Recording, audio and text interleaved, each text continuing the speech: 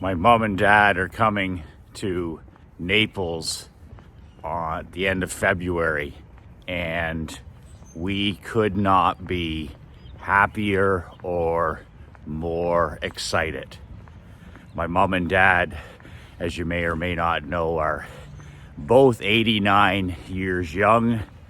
They're both living together in the home that we were raised in, 30-acre home, lots of property, about 15 minutes outside of town. My dad still drives. They still have their freedom and their independence and their autonomy.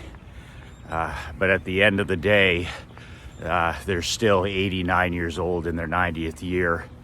It's amazing because last year, when Krista and Emery and I moved to Naples for the winter for the first time, we packed up everything last year just after New Year's, and we rented a home here in Naples last year. We had never ever stepped in this city before. We had never been to Naples, and my wife put it all together in 21 days. She rented a home with a pool. She booked the charter plane, and she registered our daughter in school here in Florida. And we literally were out of Canada in 21 days into a brand new country, brand new state, brand new city. That's called having a badass ride or die queen with you. Things had been locked down in Canada, restrictions, the schools were closed, the hockey arenas, the pools, the playgrounds, the libraries, everything had been closed. So we decided last year, after school didn't start, to pack it up and vote with our feet. And that's what. Good morning. And we were here in Florida where we could live our life, where our daughter could go to school, where she could go to birthday parties, where she could play tennis, where she could take part in sports and be a kid. And it was the best decision we ever made. And I wanted to share that with my mom and dad last year. But because I was being so cheap-minded, because I wasn't using I'm an abundant-minded person. I've trained myself to have a good relationship with money. I respect money. I love money. I have what I would term a good relationship with money. That's one of the key reasons that I've been able to get myself into a safe harbor financial position in my mid-40s was my relationship. It wasn't always that way. I mean, almost everybody has a scarcity mentality, especially when they're younger. Our relationship with money is what we hear from our parents, our grandparents, teachers. So it's certainly not based in fact. But anybody that's financially successful has a good relationship with money. They see money as a vehicle for freedom, independence, control, and autonomy. It's personal sovereignty. It's not about money. I don't pursue money. I pursue freedom. I pursue personal autonomy. I pursue my personal sovereignty. You can't have that if you're broke. You can't have that if you can't pay the bills. You can't have personal sovereignty and all of those things that it brings, freedom and control, when you're constantly worried about money. So my dad actually gave me the greatest lesson ever. And it's similar to what you'll read in Rich Dad, Poor Dad, where Robert Kiyosaki talks about the way his father talked to him. Very, very similar for me.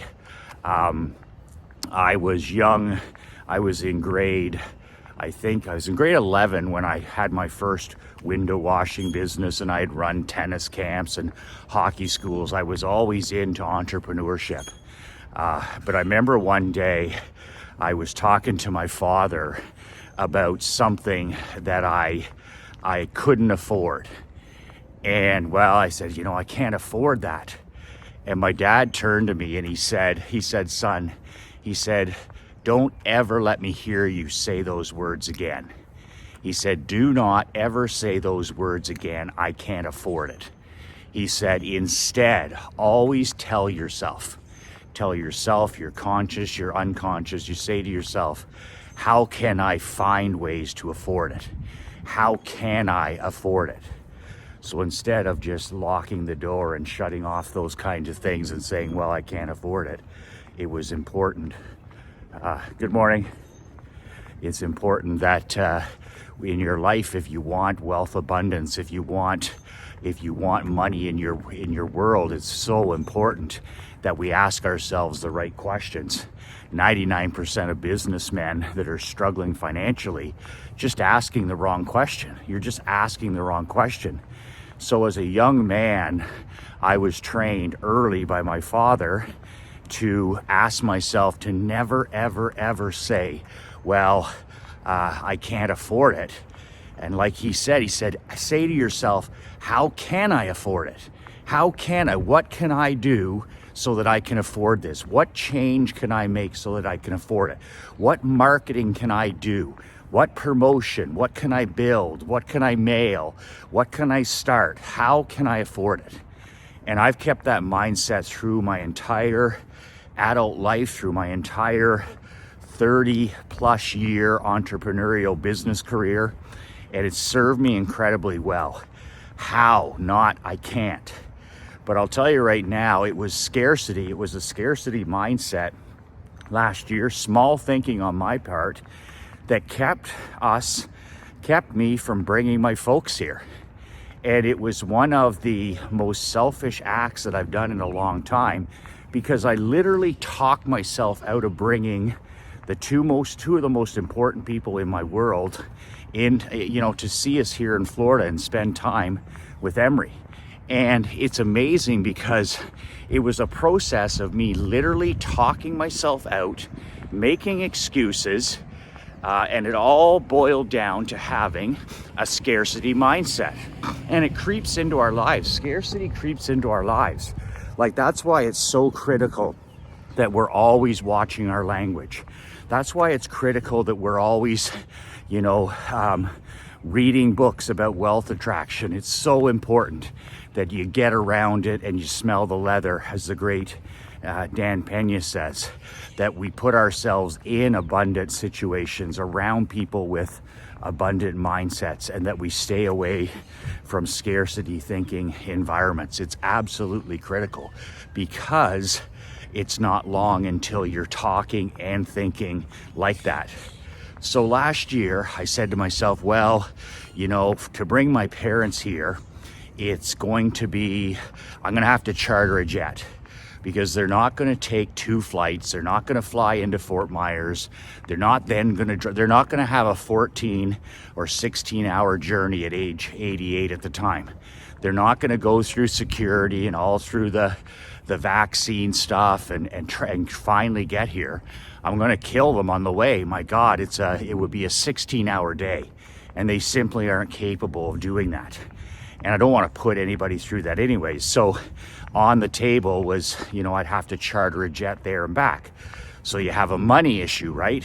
Well, I don't, that's a lot of money, and and all this other stuff. Scarcity thinking, right?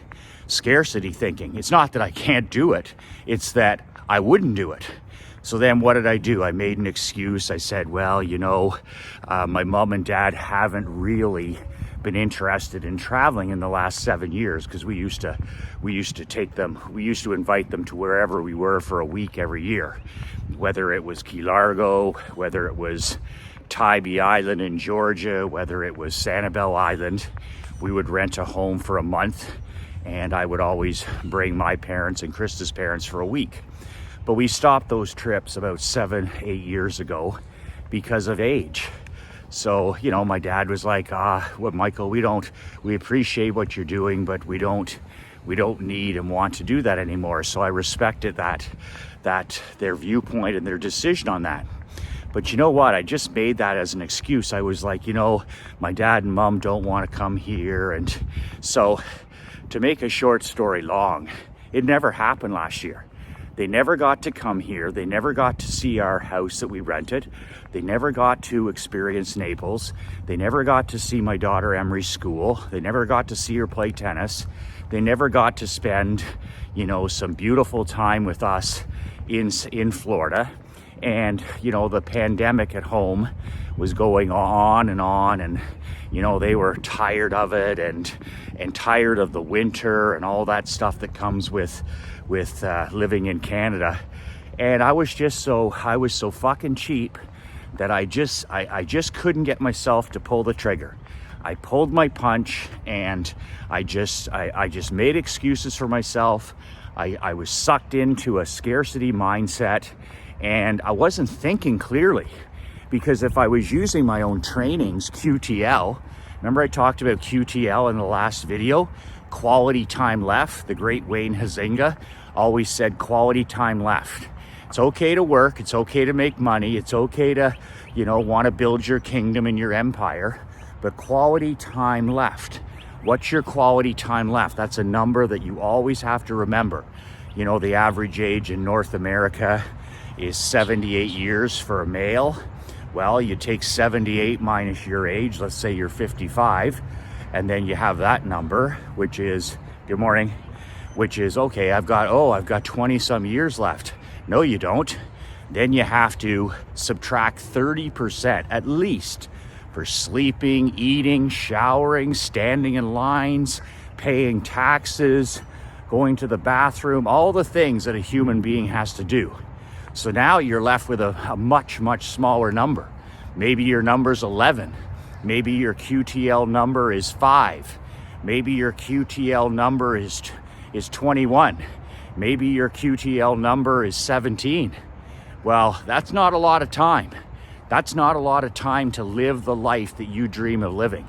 That's not a lot of time to build the world of your dreams. That's not a lot of time with your queen, your children, your grandchildren. And that sure as hell is not a lot of time to build your legacy and your significance so that your life will be remembered, so that you'll impact as many people as possible. So QTL is a powerful, powerful concept. You need to do that math. You need to put that on one of those white recipe cards, and that needs to go on your wall where you see it every day, in your journal, wherever you'll see it. And you need to look at that number a lot. Look at that number a lot. If that number says 7, or that number says 11, or that number says 17, you need to look at that number a lot. And then it'll remind you that life is a fucking sprint. That world building is a sprint. It's not a marathon. It's not a marathon. And we don't have unlimited time. We don't. We have finite time. We have finite energy.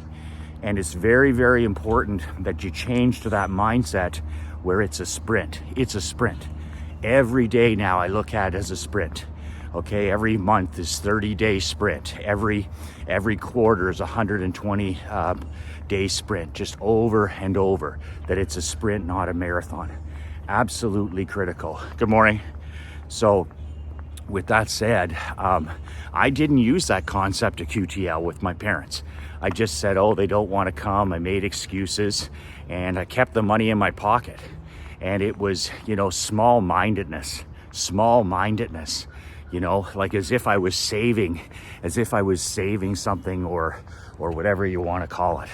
Like just ridiculous, the opposite of leadership. So when I make a mistake, good morning, I try to make sure that I never make that same error twice. That's the secret. Make lots of mistakes, fail a lot, fail fast, but don't make the same mistakes over and over again. So this year we bought a home here in Naples, which we're very proud to be homeowners in this amazing city, in this amazing state, in this amazing country. And we came here right after Christmas this year. And I was talking to my mom and dad on the phone. I call them every few days. And I was talking to my dad, and I was talking to him about spring training baseball down here in Fort Myers. We used to come and watch the Blue Jays and the Red Sox. And he had mentioned, that's great. And, I wish I could still do that. and I talked about our pool and how Naples was very similar to our community at home, where we felt safe here and we felt like people here were so friendly, and it's just heaven on earth. We live in a place where most people vacation. And I was telling my dad about our new house and our neighborhood and all this stuff, and my dad just for the first time in a long time dropped in. He was like, your mother would love to come and see the place. And then as soon as he said that, that was it for me. My mom is suffering from memory loss at her age. God has blessed us with keeping her memory of long term. She can remember all our names and my daughter's names, and she's got a very good memory long term. Her short term memory is almost gone, day to day, hour to hour. So when he said that to me on the phone, I was like, oh my God, Michael, get off your ass and be a leader. So immediately I decided right then and there. But before that, I mentioned it to my wife, Krista. We were sitting in the hot tub, and Krista lost her mom almost 4 years ago. And there isn't a day that Krista doesn't, mourn and miss her mom, who was just a tremendous person. And, she died in her 70s. And I was talking to Krista about bringing my parents, and I said, what we wouldn't give to be able to bring your mom here for a week. What we wouldn't give to be able to bring, your dad here for a week. Krista's dad had a stroke 6 years ago, and he's unable to really ever travel again. But it just went to show that, you have to get your mind right. And I said, and then I was thinking over the last year, I've had some friends who have lost their parents. They're guys that are in my age bracket who have blessed with having their mom and dad with them. But over the last 12 months, they've lost their mom or their dad or both. My friend Gordon Quinton, lost both his mom and dad this past year. And, that's a massive loss, even at that age, because they're such a big part of your life. So I'm sitting here and I'm trying to talk myself out of bringing two of the most important people into my world because of money or the cost of doing something or whatever. So after those discussions, it was a decision that I had already made. And my wife, Krista, she said, what are you waiting for? What are you waiting for? We'll make this work. It's not easy because, at almost 90 years of age, it's not easy to travel. But she said, we'll make it work and we'll have fun. And we'll spend 8 days together, and they'll love being here with Emery. So after I made that decision and broke that scarcity mindset, Krista quickly booked the charter jet, and they'll be picked up in Ottawa. They don't have to do anything. They don't have to go through customs. They don't have to go through security. They don't have to go through any of that China virus stuff that you see at the airports with the masking. None of it. Leanne drives them here, and they grab their bag and they literally board the steps of the jet, and they close the door, and 3.5 hours later, they're in beautiful Naples, Florida. I've done the charter now three different times. It's seamless, incredible. So I'm grateful that Krista was able to book that for them. And then we sat down just the last couple of days ago and did the calendar for the 8 days. So the Red Sox and the Twins have stadiums here for spring training baseball in Fort Myers. There's nothing here in Naples, but it's only a 45-minute drive. So we got some tickets to watch the Phillies, to watch the Red Sox. We've rented a pontoon boat to go and see the homes of the rich and famous, which I love getting out on the water. I don't care so much about the rich and famous, but my parents love that. Just going down the little waterways, looking at the homes of famous people and getting that tour. We're gonna hang out at the pool. We're gonna hang out at the play some bocce ball. We're gonna do some lunches. We're gonna do some dinners. And basically, we're just gonna spend some precious time together. So I've been praying every single morning when I get up that my parents will remain healthy and that they'll be able to board that plane in 8 days and be able to spend that quality time with us. So I don't know really if there was a message in all of that, but I just think that QTL needs to be in front of us every day in our journal, in our wall, because when we make decisions like I did, which were indecisions, that's the same thing. You know, my parents, I've talked to them now since they know they're coming, and you should see how excited my dad was the other day on the phone. He doesn't get excited, okay? And he's like, we can't wait to see your house. You know, this is a man who's, you know, his father never told him that he was proud of him. His father never told him that he loved him. He grew up in an adopted home where there wasn't a fiber of entrepreneurship or ambition. There was alcohol abuse and all this other great stuff. And he somehow found a way to diverge and do the exact opposite of everything he saw in his world as a young man, as a teenager. And he was able to build a life for us through entrepreneurship. That's what my dad was able to do. He was able to turn his back on addiction, on small thinking, on quiet desperation, and he was able to build a world of his dreams that he's still enjoying today through entrepreneurship. And thanks to my mom and my dad, they've been able to, my brother's an entrepreneur, I'm an entrepreneur, my sister is a successful high-level nurse. It just shows you like what's possible by diverging and heading the opposite direction of the 99%. So for my dad to say, you know, we're excited to see your home, to come there and go to a ball game and spend time, man, that's really important to me.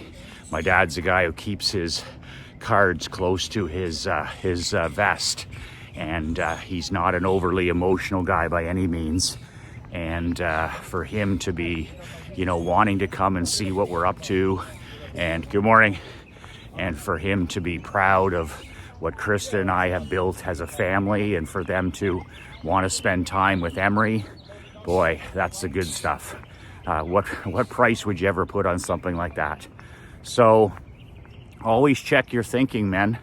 Always you know, you think you have an abundant mindset, and you think you're asking yourself the right questions, and then sometimes you need a wake-up call. Sometimes you need to see other people losing loved ones in their life, their moms, their dads, in some cases other people. You see, you know, we talk about that's too expensive, or I can't afford that. That's fucking loser talk. That's loser talk. That was loser talk. That was last year. That was me talking like a chump and thinking like a chump. And instead, like Robert Kiyosaki said, and my dad said, don't ever let those words come off your lips. The only thing a man says to himself is, how can I afford this? How can I afford this? How can I make it so that I can afford this? Instead of having a closed mind, well, that's for other people, or I'm not good enough for that, or that's for wealthy people, or I could never do that. That's loser talk. That's how chumps talk to themselves. And last year, I was being a chump talking to myself like that. And no more. This year, I'm talking to myself like a lion. I'm talking to myself like a king. A king charters a jet. A king picks up his parents.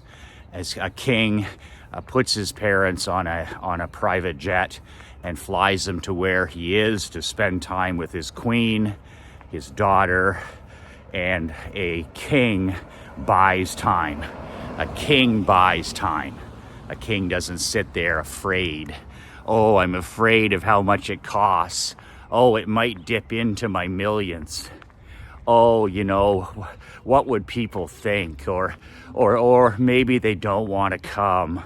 Or, maybe this is just too much. Or maybe it's a waste of money. What the fuck am I working for? Why am I out working 7 days a week, walking on the street, shooting videos, writing newsletters, writing telegrams, facilitating masterminds? What the hell? Why did I build a 7-figure company? Why did I build an 8-figure net worth so that I can sit in the corner and worry about something, worry about money, or worry about what somebody else would think? No. A king does what a king needs to do. And a king always thinks a QTL, quality time left. A king always buys time. A king always buys money. And a king always leads by example. This is an example for my daughter because I was talking to Emery about it. And she says, can they come for Grandparents' Day at school? I said, well, maybe not Grandparents' Day, but I said, I'll make sure they sure as hell, God willing, come this year. So she's pretty excited. What a great example to set for our children by asking the right question. How can we do this? Not how we can't. How can we do this? How can we afford this? How can we make this happen? So that's it for today. I'm glad I took that advice from my dad years ago to never say that to myself and to always ask myself, how can I afford something? To have an abundant mindset, to crack open my closed mind. Scarcity is a closed mind. Scarcity is a closed mind. Not picking up the check is a closed mind. Not tipping, tipping well for somebody who gives you outstanding service is a closed mind. Good morning. Any of that stuff, you see it all the time. Carrying $1 bills and $5 bills around and saving and cutting coupons is a closed mind. You can't cut a coupon past zero. You can't save yourself past zero. I think that debt is evil. I think that debt makes a hard pill. That's not what I'm talking about. I'm just talking about you can't take it with you. You can't take it with you. My wife, Krista, threw a nice one in my face when I was talking to her about the possibility of bringing my parents. And she goes, how much does it cost? She doesn't give a shit. And I said, well, it's probably going to be $30,000 to charter the jet here and then $30,000 to charter it back. And she said to me, she goes, well, if you come up $60,000 short on your deathbed, I'll cover you. That's really funny if you know my wife. So here we are in a safe harbor position financially. We can do anything we want. Anything we want. Plus, I'm still a rainmaker. I'm still building that empire. I'm still building that safe harbor position, and to have scarcity mindset. It just shows you it doesn't matter how much or how little money you have. A scarcity mindset is a closed mind. So she helped me crack open mine. So that's it. We're heading over to see Dan, the man Leonis. He's going to be doing a 1-hour math evaluation of my daughter Emery on this holiday Monday, and then we're going to have some lunch. What better to do on a holiday Monday than have your kid evaluated by the world's greatest math teacher, the master, the wizard of the Einstein blueprint, yours relentless, Dan Leonis. That's it. If you'd like to, if you're interested in some of my other work, make sure you buy my book below, How to Not Get Your Ass Kicked in Business and Life. The link is below, nobullbook.com. Secondly, make sure you subscribe to my newsletter. badassletter.com. Link is below. And thirdly, join my world building mastermind, badassworldbuilders.com. Apply. I'll get back to you in a few days. And that is a virtual, digital, 100% online mastermind. We meet every second Wednesday for a couple of hours. Game changing. That's it. 2 words that change my life. 2 words that'll change yours. Be relentless.